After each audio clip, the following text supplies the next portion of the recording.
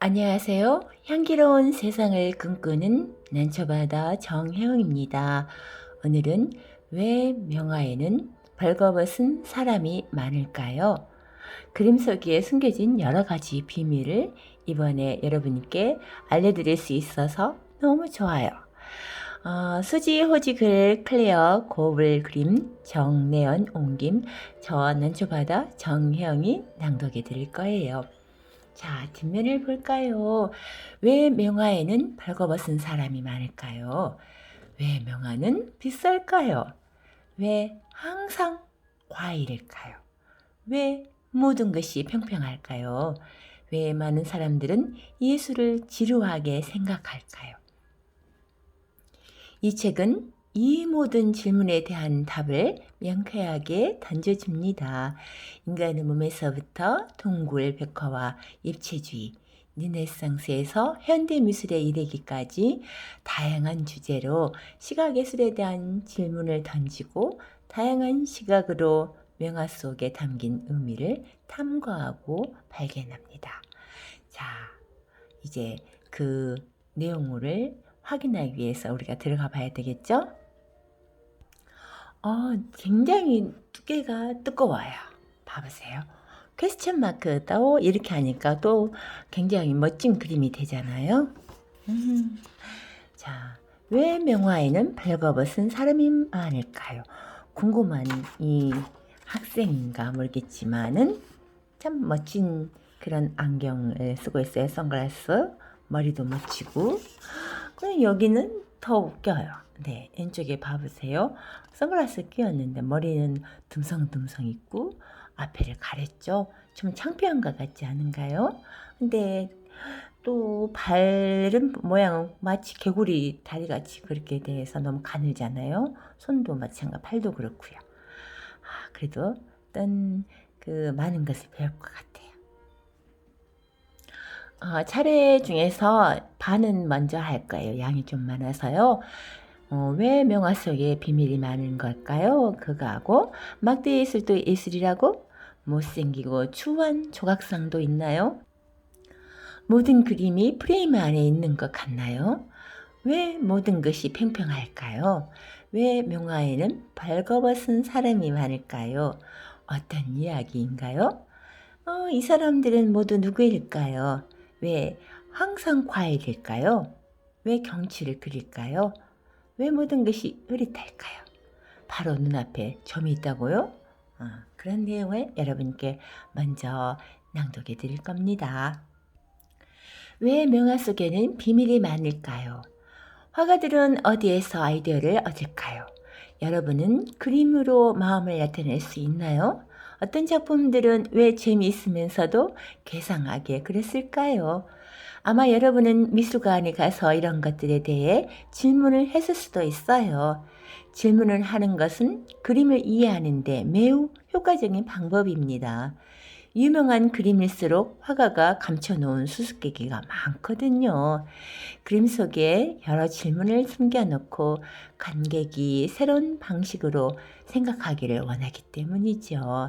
화가는 여러분에게만 질문을 하는 게 아닙니다. 그림을 그리며 그들 스스로에게 끊임없이 질문을 하지요. 그런 질문은 화가에게도 새롭고 다른 방식으로 그림을 그리게 합니다. 이 책에 실린 그림들은 세계적으로 유명한 그림이에요. 여러분도 어디선가 한 번쯤 봤을 거예요. 이제 이 그림들을 느릿느릿 자세히 들여다보세요. 화가들이 여러분에게 어떤 수수께끼를 던지고 있는지요. 화가의 생각 속으로 천천히 들어갈 수 있을까요?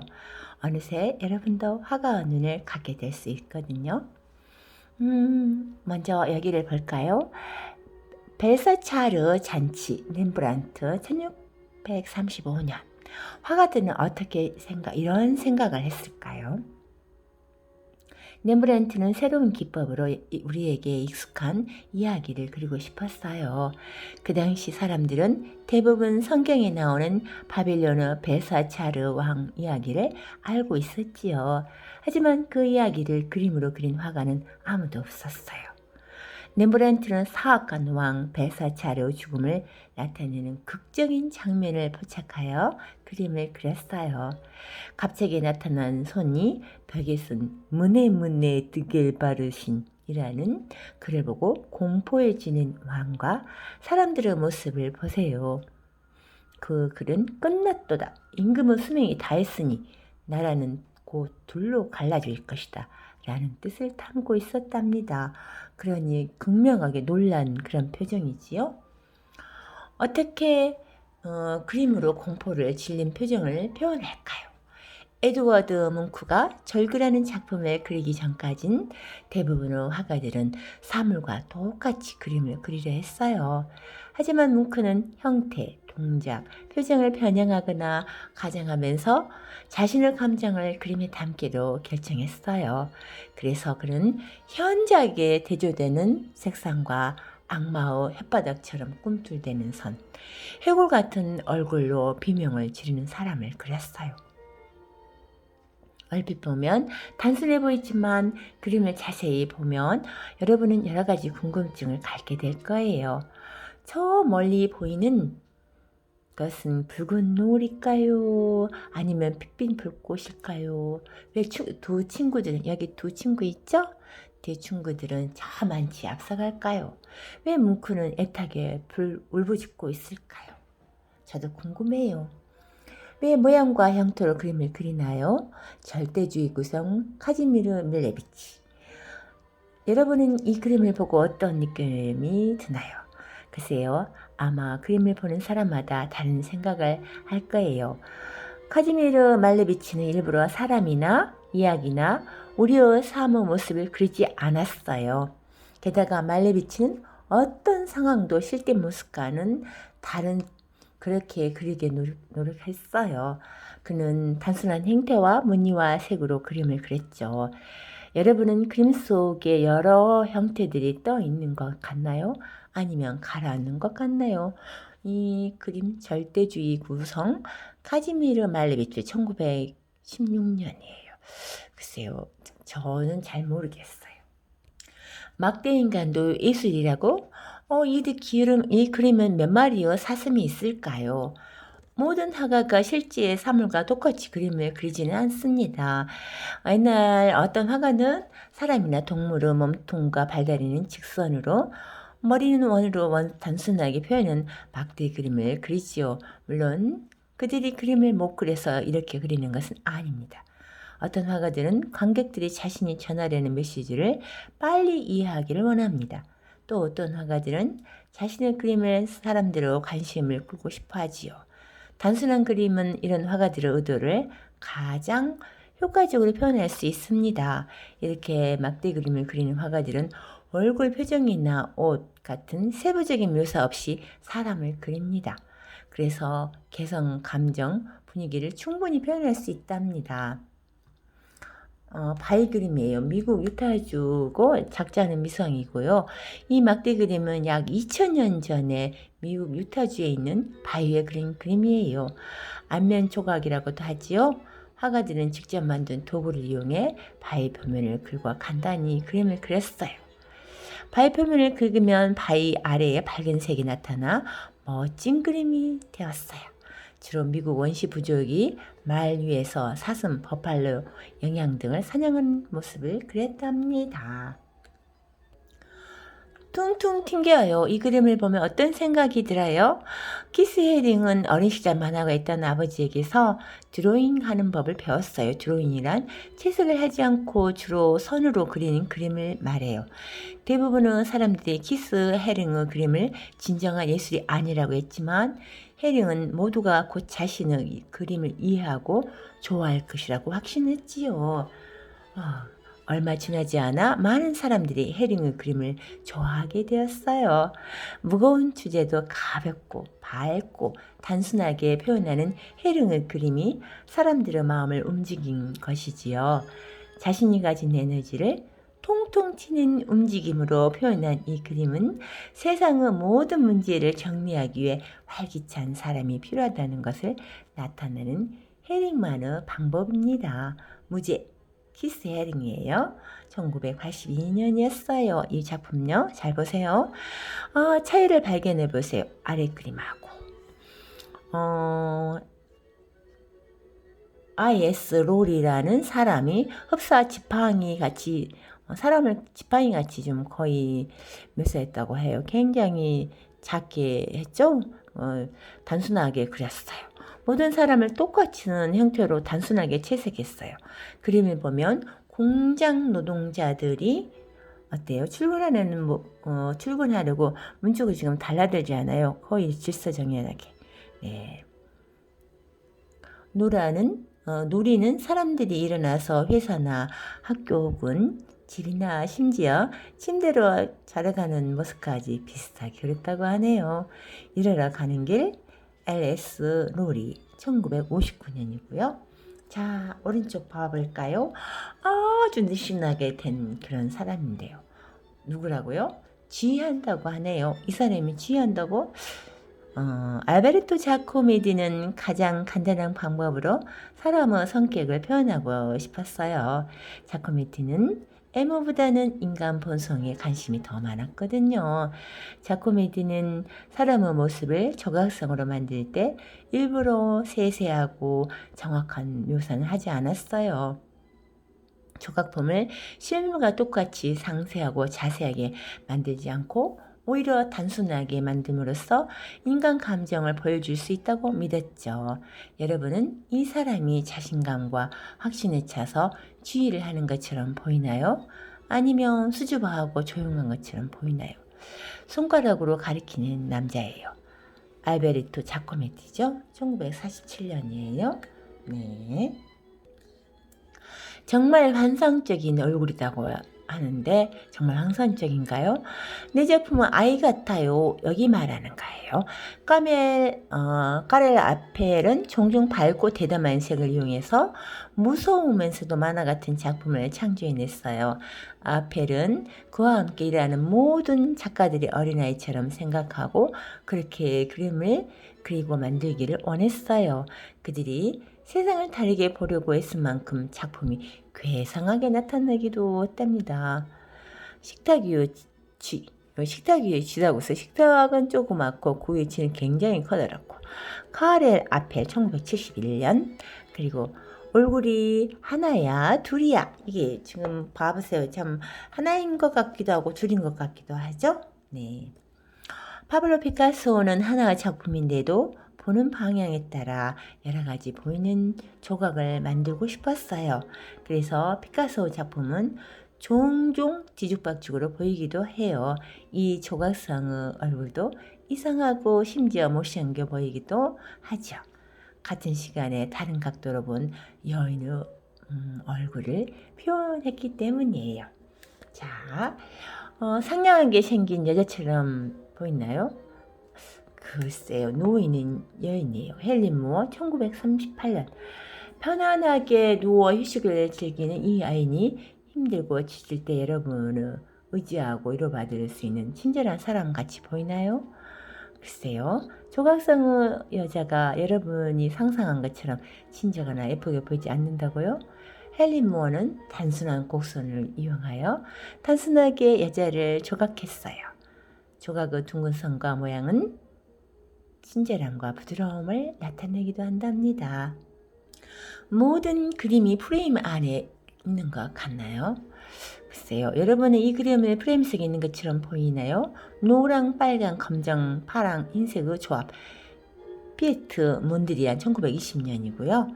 화가는 프레임을 이렇게 틀 안에 표현하고자 하는 대상의 안과 밖을 규정하고 프레임 안에서 이미지를 표현하기도 합니다. 한데 이 프레임을 짜는 것으로 그림을 돋보이게 하죠. 이 프레임은 네, 봐보세요. 또한 프레임을 그림에 집중할 수 있게 하며 가장자리를 명확히 하는 역할도 합니다. 프레임을 어떻게 만드느냐에 따라서 작품의 느낌이 매우 달라질 수 있죠. 어떤 프레임은 매우 정교하게 만들어지고 옛날 귀족들로 대저택에 걸려있는 예술작품의 경우는 대부분 그런 거죠. 반면에 어떤 프레임은 다른 것에 방해받지 않고 그림에만 집중하도록 단순하고 평범하게 구성합니다. 피에트 몬드리안은 프레임이 벽과 같다고 생각했습니다. 때때로 그 벽은 관객과 그림 사이를 막고 차단하고 있는 것 같았지요. 몬드리안은 모두가 그 작품을 즐기기를 원했습니다. 그래서 그는 도화지의 모서리나 가장자리에 그림을 그렸습니다. 이 벽을 무너뜨리기 위해서죠. 몬드리안은 사물의 본질을 찾기 위해 그림을 그렸고 이를 관객과 공유하기를 바랬습니다. 프레임을 칠해요. 조르지 피에르 세라는 그랑드 자트 섬의 여유로운 풍경을 보고 한눈에 반하고 말았어요. 그는 내리쬐는 햇빛을 화폭에 담고 싶었지요. 하지만 햇빛이 점점 부서져 내리는 것을 보고 자기만의 방식으로 그림을 그리기로 결심했어요. 그것은 25가지의 서로 다른 색으로 수천 개의 점을 찍어 자신이 보고 느낀 것을 표현했어요. 수천 개의 점을 똑같은 크기, 똑같은 간격으로 배치했죠. 도화지 가장자리에도 수많은 점을 찍어 프레임을 직접 그렸답니다. 세라의 그림은 가까이서 보면 수천 개의 점들로 보이지만 멀리서 보면 점들이 섞여 자연스러운 그림으로 보입니다. 우리가 멀리서 본 거죠? 네, 아주 자연스러운 그림처럼 보이나요? 네, 그랑드 자트 섬의 일요일 오후 조르주 피에르 쉐라 1884년이에요. 그리고 이 그림의 이름은 프레임이에요. 자화상 프레임. 프리다 칼로 1938년. 이 자화상에서 프리다 칼로는 프레임을 이용하여 관객의 관심을 끕니다. 여러분은 그녀의 얼굴을 둘러싼 경계선 뒤의 밝은 색을 자세히 살펴야 합니다. 새와 꽃의 색감이 칼로의 고향인 멕시코와 이란 햇살의 아름다운 자연환경을 지닌 국가라는 것을 나타내기 때문이죠. 이 프레임 안에서 머리와 목 주변을 동일한 노란색으로 칠해 칼로우 얼굴이 눈에 잘 띄도록 그려놓은 것도 또 듣지 않았어요. 자, 노란색을 슉. 자화상 프레임 프리다 칼로 1938년. 천국이라고? 이게 천국이냐고요. 자, 봐보세요. 이 그림을 그릴 때는 전기불이 없었어요. 어두운 성당에서 촛불을 켜놓고 그림을 그려야만 했지요. 금색 프레임은 마치 마법처럼 흔들리는 촛불 속에서 이 그림을 천국으로 보이게 했어요. 금색 프레임 장식은 이 그림을 장엄하게 보이게 합니다. 그림은 성경 속의 이야기를 담은 것으로 가브리엘 대천사가 처녀였던 성모 마리아에게 곧 예수님의 어머니가 될 것이라고 말하는 장면입니다. 스테고지, 시모네 마르티니, 니포멘미 1333년 작품이에요. 왜 모든 것이 평평할까요? 네바문은 뭐라고 있는 거죠? 모든 그림은 3D처럼 입체적으로 그릴 필요는 없어요. 2D 차원에서 평면 상태의 모양은 의미해요. 옆의 그림처럼 말이죠. 반면 3D는 높이, 넓이 그리고 깊이를 가지고 있는 입체 모양을 말하죠. 마치 공처럼 말해요. 화가는 목적에 따라 자신의 작품을 2차원 평면에서 그리거나 3D 기법을 사용하여 입체적으로 그리기도 해요. 이집트 벽화 같은 고대 그림은 대부분 평면 그림이에요. 이것은 흡사 실물 같은 그림이라기보다는 꼭 도표같이 보이죠? 최근에는 여러 예술가들이 그들의 의도와 목적한 바에 따라 3D로 그리거나 평면 그림을 그린답니다. 고대 이집트에서 중요한 사람은 벽화가 그려진 무덤에 묻었어요. 가장 중요한 보물들도 함께 묻었지요. 무덤 벽화는 사람들에게 보여주기 위해 그린 것이 아니에요. 무덤에 묻힌 사람이 평생 한 일을 신에게 보여주기 위해 그린 것이지요. 이 그림은 평면 그림으로 그렸기 때문에 신들이 더 쉽게 이해할 수 있을 거예요. 늪지의 새 사냥 네바문 무덤과 기원전 1350년이에요. 많이 본 이집트 벽화 같죠? 소피 토이베르 아르프가 그린 이 그림은 나무나 초상화처럼 형태가 분명한 무엇인가를 나타내려고 하지 않았어요. 이 그림은 단순히 평평한 모양과 선과 색으로 이루어졌죠. 이것은 평면 그림의 모든 것을 말해준다고 할 수 있어요. 토이베르 아르프는 무대 의상을 제작하기도 하였습니다. 그녀는 그 의상을 통해 3D처럼 입체적인 그림을 반드시 그려야 하는 것은 아니라고 주장했죠. 소피의 토이베르 아르프 1932년. 네. 그리고 대체 얼굴을 어디를 보라는 거예요? 좀 그림이 독특하지 않아요? 여기저기 다 볼 때가 좀 이상하죠?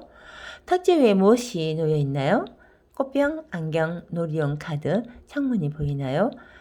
장 매칭제는 3차원적인 시각을 통해 그 그림 속 사물들을 입체적으로 표현하고 싶었어요. 그는 기존 원근 법칙의 기본 원리를 포기하면서 한 화면에 동일한 사물의 서로 다른 측면을 보여주고 싶었죠. 이런 기법을 큐비즘 또는 입체주의라고 해요. 창가 자리 장 매칭제 1917년이고요. 여기 봐보시면 밑에 진짜 얼굴이야? 마스크야? 아메데오 모딜리아니는 사진과 똑같은 그림보다는 사람의 내면을 나타내는 그림을 그리고 싶어 했지요. 모딜리아니는 그림 속 주인공의 목을 길게 그렸으며 눈동자 없는 눈은 아몬드 모양으로 묘사했어요.